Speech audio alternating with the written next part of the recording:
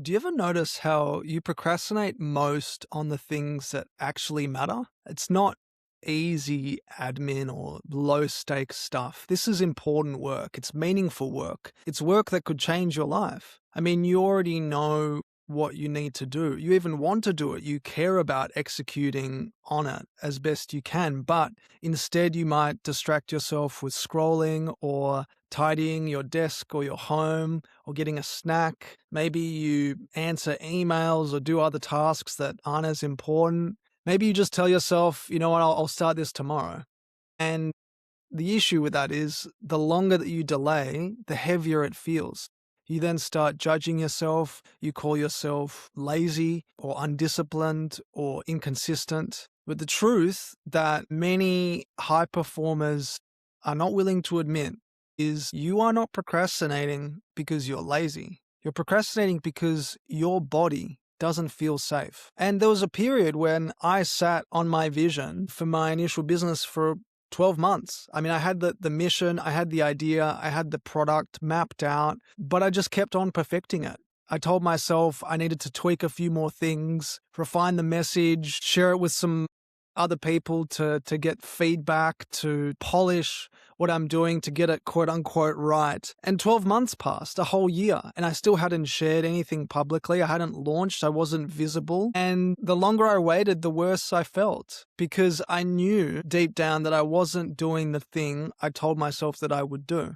And that shame compounds really quickly. You know, the cycle, there's such a vicious cycle of perfectionism, delay, and then self-judgment. It's so brutal. And I see it all the time with clients. You know, these are high performers with big responsibilities, important projects that they're working on, really high stakes decisions and deadlines that matter. They know what needs to get done and they care about getting it done to the best of their ability. But they find themselves doing anything else, scrolling, busy work, chasing small, quick wins, but avoiding the one task that would move everything forward. So in this episode, we're actually going to break this down properly. Why you procrastinate most when it matters, what's actually happening here in your brain and your nervous system, why willpower and forcing yourself to do it rarely, if ever, works, and how this pattern is often rooted in fear of judgment, fear of visibility, fear of not being enough. By the end of this episode,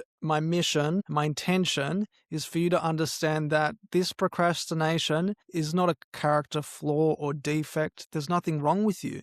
This is simply a protection pattern. And once you know how to work with your nervous system instead of against it, you can start moving again. You can start building momentum and executing on what you need to do comfortably. And like I shared, right? When I first stepped onto the entrepreneurial path, I knew what I wanted to build, or at least I had a rough idea of the product that I wanted to build in the mental health space. I had a vision and a mission locked down. I had something meaningful to share. I had a very vulnerable story behind it and lived experience, and I didn't share it. And I told myself that I was just refining it, polishing it, getting it right, going through different accelerators and incubators and courses and watching, Alex Hormozy videos online. And the reality of the situation was that I was terrified.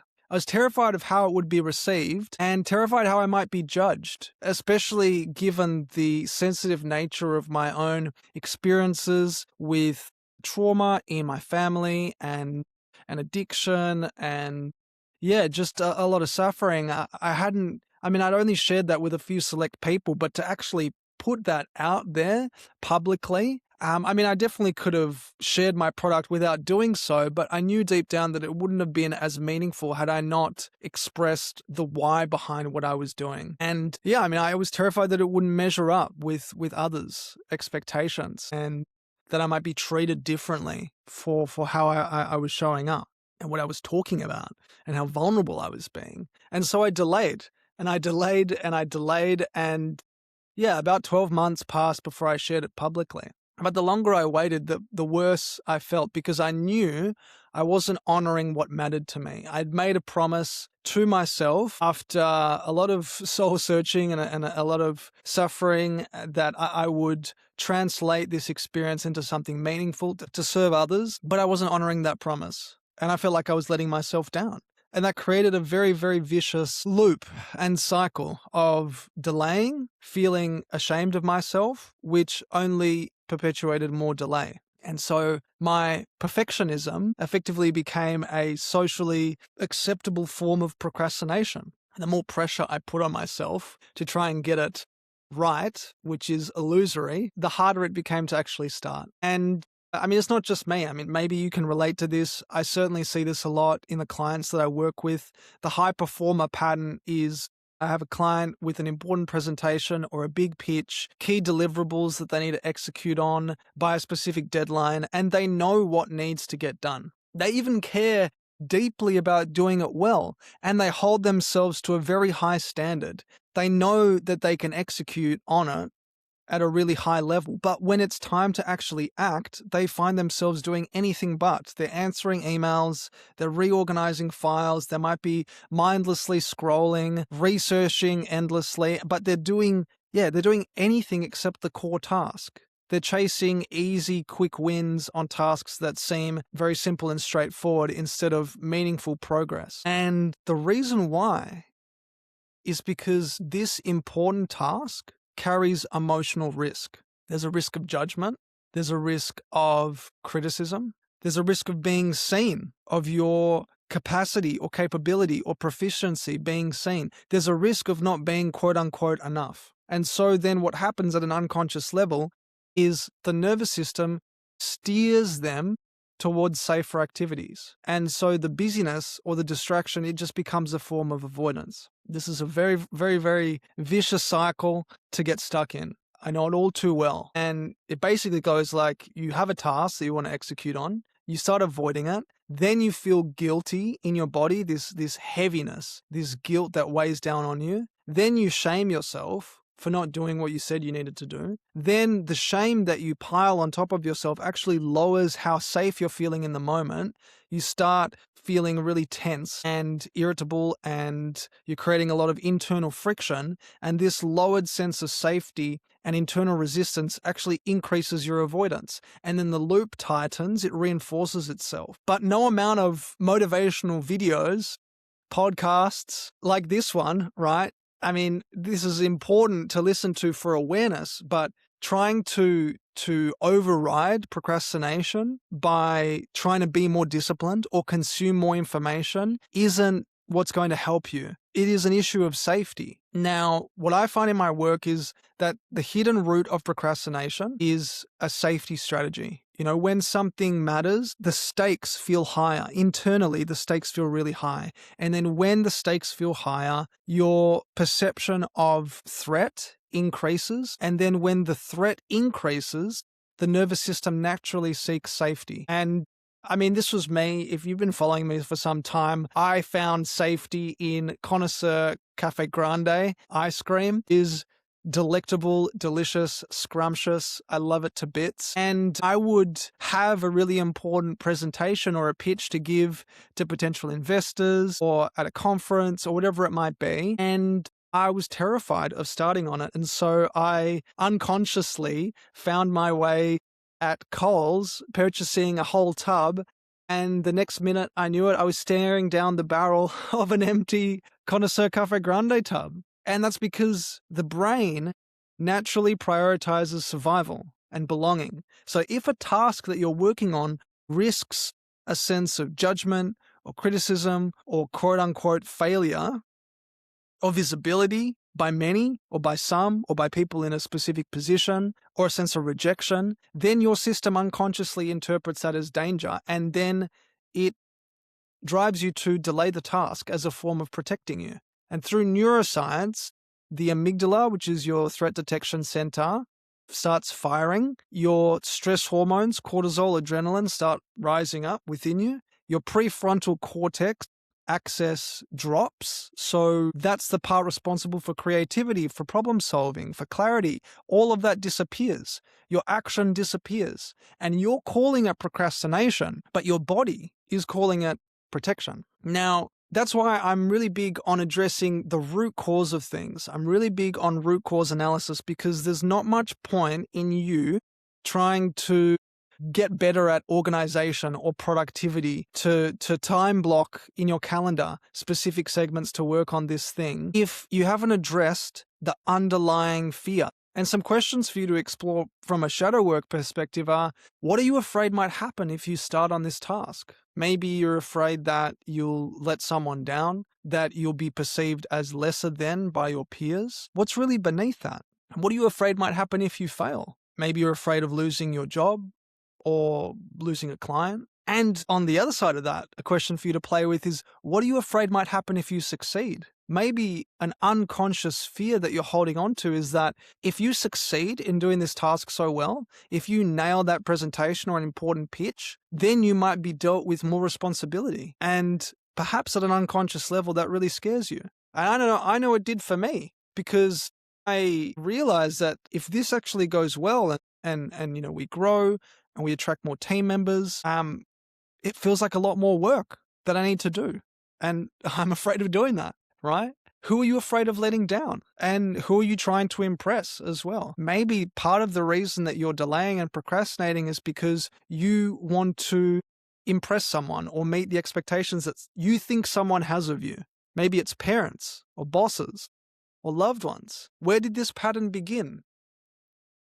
And often this traces back to criticism early on in childhood, where you tried to do well in a specific task at school or on a paper or on assignment, and you got scolded for not measuring up, maybe by your parents or peers or teacher.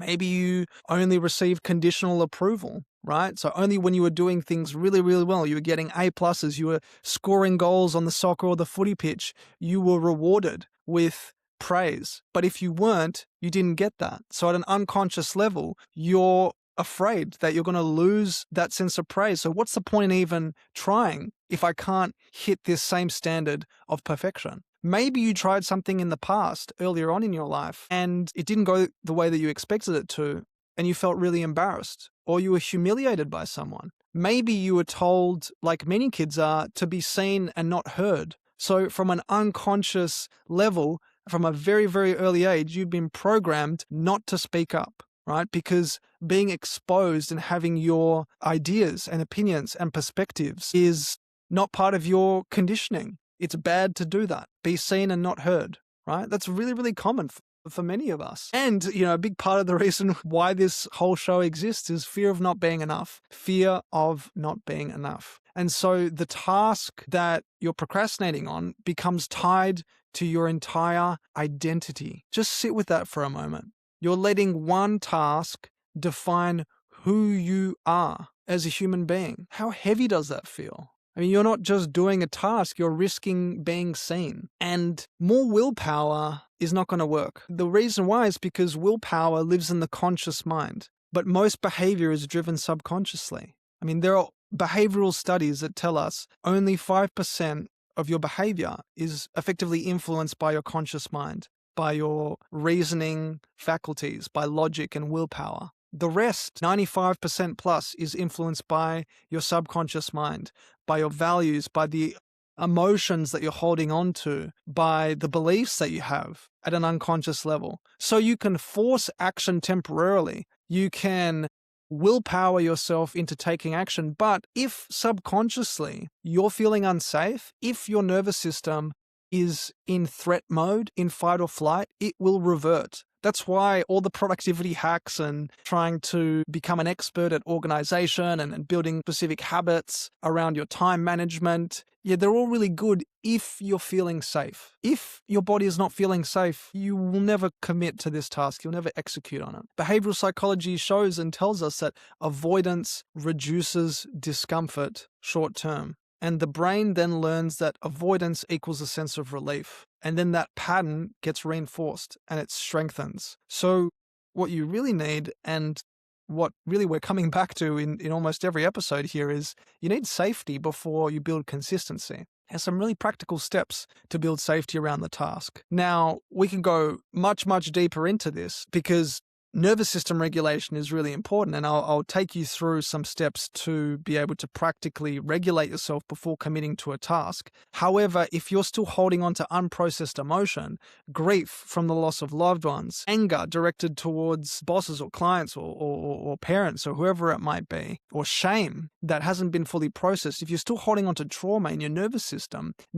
regulation isn't necessarily going to work. It's really important to actually feel that emotion and allow it to process out of your nervous system first before you commit to a practice of nervous system regulation. But assuming that, you've done some inner work and you've allowed yourself to feel and process emotion, and you find yourself still slipping into a sense of procrastination, some practical steps for you to follow, firstly, is to regulate by doing some slow breathing. So you can inhale for 2 seconds and exhale for 6 seconds to ground and signal a sense of safety to the body. So you switch into parasympathetic mode. Step 2 is just reduce the perceived threat of this task by shrinking the window of time that you have to do it. Maybe you have a report or a pitch or a presentation or a client deliverable that you need to work on, and it seems like you need to commit hours and hours to it. And that can feel really insurmountable in the moment. So what you can do to lower the stakes is just give yourself 10 to 20 minutes. You're not trying to climb Mount Kilimanjaro in one sitting. You're just climbing to base camp, right? So you're just lowering the stakes, 10 to 20 minutes to make a start. Step 3 is separate your identity from your output, right? Become aware of the fact that maybe perhaps through early conditioning, you have made specific tasks or work a reflection of who you are at an identity level. So just remind yourself that this task does not define your worth or your identity. This task is just work. That's all it is, right? And you have so many other beautiful facets that make you who you are outside of your work. Your hobbies, your interests, your values, your relationships with others, your relationship with yourself. So this is just one task associated with work. It's not a reflection of who you are. Step 4 is contain your focus. So give yourself a timer. If you said you've set yourself 10 to 20 minutes, commit to one time, let's say 20 minutes, and contain your focus by closing out all other distractions, tabs, put your phone in the other room, no multitasking, and just commit to it. And step 5 is reward the completion of that 20 minutes and start activating the reward system, the dopamine system in your brain by rewarding yourself for executing on that task for 20 minutes. Maybe if you're like me, you can allow yourself to have a bowl instead of a tub of connoisseur Cafe Grande, or to go for a walk with the pooch, or to see a friend for dinner, whatever it is, right? Because what you're doing there is when you complete the task, firstly, that builds a sense of safety, and when you've actually rewarded yourself for it, you are effectively using a Pavlovian technique like Pavlov's dogs, where you're creating this positive feedback loop for task completion that rebuilds a sense of safety. That safety starts building momentum so that you can continue on your next 20-minute block tomorrow or in an hour time, whatever it is. Another perspective to take here is your mind. So teaching your body that it feels safe is important, and also learning how to stabilize your attention. Train your focus gently, because focus improves when the brain and the nervous system feels safe. So like I've said, short focused work blocks, get into a habit and a practice of meditation, get into a habit and a practice of journaling, body awareness, breath work, right? These are all like big wellness fads and trends for a reason, because they work, and there's so much science to demonstrate how effective they are at building a sense of safety in your nervous system, right? Safety always precedes action. As we've talked about already on several episodes, if you've already tuned in, there's not much point in taking action from a stressed, worried, frantic, frenzied state, because as the GOAT Tony Robbins says, your state influences the story that you tell yourself, and that then influences the strategy that you select to execute on your task. So change your state first. Change your state by training your attention, by restoring safety to your body, then you're going to start thinking differently. Then you're going to gain access to your prefrontal cortex. Then you're going to tap into creativity and problem solving and nuance. Then you'll be able to select the right strategy and to execute on your task with ease, with safety, and reframe this pattern, right? Because it breaks my heart to see, clients and friends and loved ones who beat the shit out of themselves, like I did for so many years, for having all of these big dreams or big goals and then choosing not to execute on them unconsciously and delaying and feeling worse about themselves. You are not broken. What you're doing is you're protecting yourself. And I get that. But more shame and more self-criticism and more force isn't the answer here. Safety is. When your body feels safe, clarity returns. Action becomes easier. Your momentum starts to build. So some closing questions for you to think about and maybe journal on: where are you avoiding what matters most? What are specific areas in your life? Maybe it's a difficult conversation that you need to have with a boss or a friend or a loved one, or a specific task that you haven't yet started. What feels unsafe about starting? What would make it feel easier for you? And what is just one small step that you can take today? Chunk it down, restore a sense of safety, and start there. And let me know how you go with it. I appreciate you being here. I hope this was valuable and powerful for you. If it was, please let me know. And please share it with someone who might be delaying on an important task and choosing comfort and safety through other means like ice cream or scrolling or whatever it might be. Because, this might be what they need to hear to help them take inspired action on what matters most to them. So I love you so much. I'll see you in the next episode.